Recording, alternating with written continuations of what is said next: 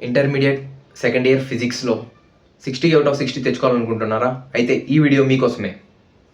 And me family members లేదా మీ friends లేదా మీ brothers లేదా మీ విలేజ్ వాళ్ళు ఎవరైనా మీ రిలేటివ్స్ ఇంటర్మీడియట్ స్టూడెంట్స్ ఉంటే వాళ్ళకి ఈ వీడియో షేర్ చేయండి. వాళ్ళకు కూడా చాలా ఉపయోగపడుతుంది. And let's get into the video.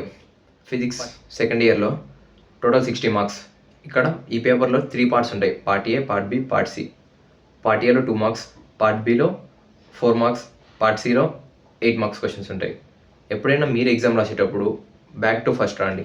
ఎందుకంటే 2 మార్క్ క్వశ్చన్స్ మీకు 10 వచ్చినాయని ఫుల్ కాన్ఫిడెంట్గా ఉంటే ఫస్ట్ నుంచి వెళ్ళండి. లేదా ఫస్ట్ 8 మార్క్స్ రాయండి, ఆ తర్వాత 4 మార్క్స్, ఆ తర్వాత 2 మార్క్స్. ఓకేనా? ఎందుకంటే మీరు 8 మార్క్స్ చాలా కాన్ఫిడెంట్గా నేర్చుకుని ఉంటారు లాంగ్ ఆన్సర్స్ కాబట్టి.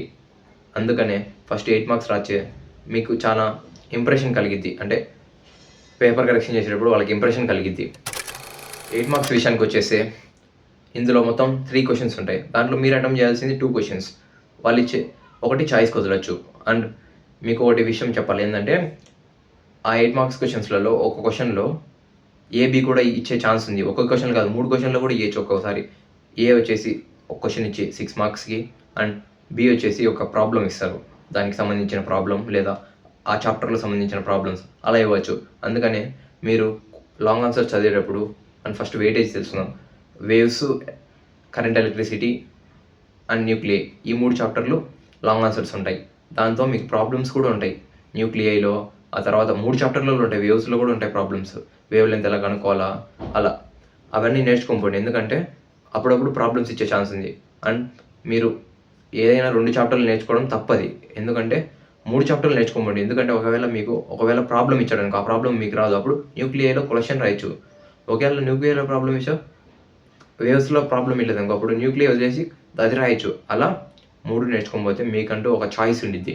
వాడు ఏ క్వశ్చన్ ఇచ్చినా రాయగలుగుతారు. అప్పుడు ఒక్కొక్క చాప్టర్లో నాకు తెలిసి వేవ్స్లో ఒక 5 క్వశ్చన్స్ ఉంటాయి. ఆ తర్వాత కరెంట్ ఎలక్ట్రిసిటీలో 3 క్వశ్చన్స్, న్యూక్లియైలో 2 ఉంటాయి. ఇన్ఫ్యాక్ట్ ఒకటే ఉంటుంది, రేడియో ఎలక్ట్రిసిటీ అని. అది ఒకటి నేర్చుకోకపోతే చాలు. ఆ తర్వాత మీరు ఎప్పుడైనా గుర్తుపెట్టుకోండి ఒకటే ఒక విషయం, చాయిస్ మాత్రం తప్పకుండా రాయండి. ఎందుకంటే అది మీ మంచి కోసమే. మీకు 60/60 రావాలంటే చాయిస్ ఈజ్ ద మస్ట్. ఓకేనా? అండ్ మీకు important questions, previous year question papers అవన్నీ నేను కింద డిస్క్రిప్షన్లో పెడతా, మీరు వెళ్ళి చెక్ చేసుకోండి ఒకసారి. తర్వాత 4 మార్క్స్ క్వశ్చన్స్ విషయానికి వచ్చేస్తే ఇక్కడ మీకు టోటల్లీ 8 క్వశ్చన్స్ ఉంటాయి. ఆ 8 క్వశ్చన్స్లో మీరు అటెంప్ట్ చేయాల్సింది వచ్చేసి 6 క్వశ్చన్స్. ఒక్కొక్క క్వశ్చన్ 4 మార్క్స్ కదా, 6 × 4 24 మార్క్స్ ఉంటాయి. పార్ట్ 2 ఆటమ్స్ నుంచి ఒక క్వశ్చన్ వస్తుంది, రే ఆప్టిక్స్ నుంచి ఒక క్వశ్చన్ వస్తుంది, వేవ్ ఆప్టిక్స్ నుంచి ఒక క్వశ్చన్ వస్తుంది. ఆ తర్వాత ఎలక్ట్రిక్ మ్యాగ్నెటిక్ ఇండక్షన్ నుంచి ఒక క్వశ్చన్ వస్తుంది, సెమీ కండక్టర్ నుంచి ఒక క్వశ్చన్ వస్తుంది. ఆ తర్వాత మూవింగ్ ఛార్జెస్ అండ్ మ్యాగ్నెటిజం నుంచి ఒక క్వశ్చన్ వస్తుంది. ఆ తర్వాత ఎలక్ట్రోస్టాటిక్ పొటెన్షియల్ అండ్ కెపాసిటర్స్, ఆ చాప్టర్ నుంచి ఒక క్వశ్చన్ వస్తుంది.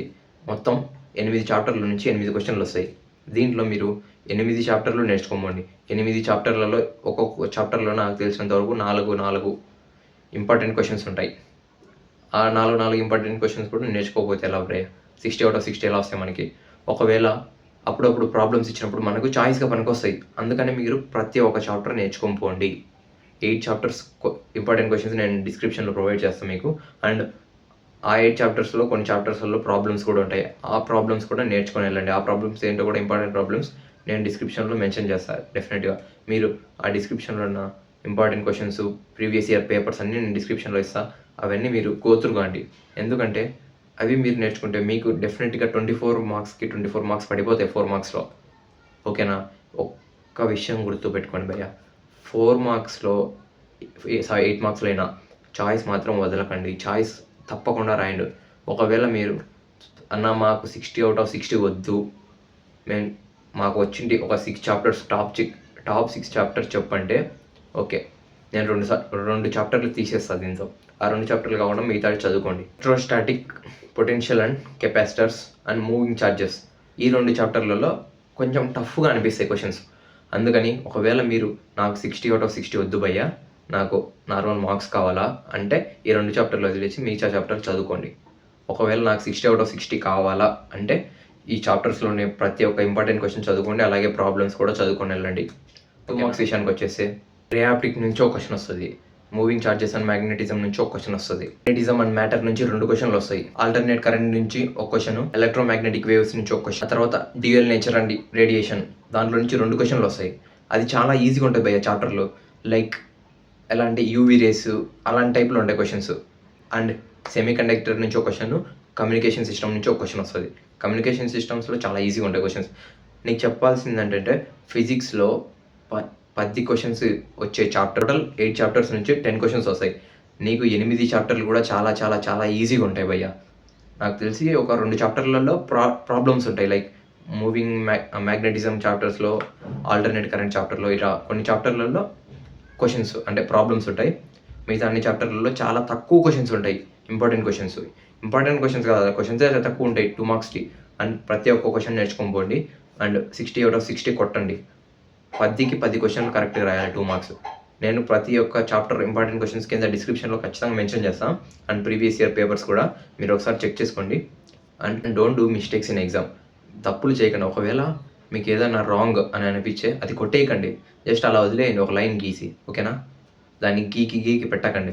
Thank you for watching this video. ఈ వీడియో మీకు నచ్చినట్టయితే మీ ఫ్రెండ్స్కి అలాగే మీ ఇంటర్మీడియట్ తెలిసిన వాళ్ళకి షేర్ చేయండి.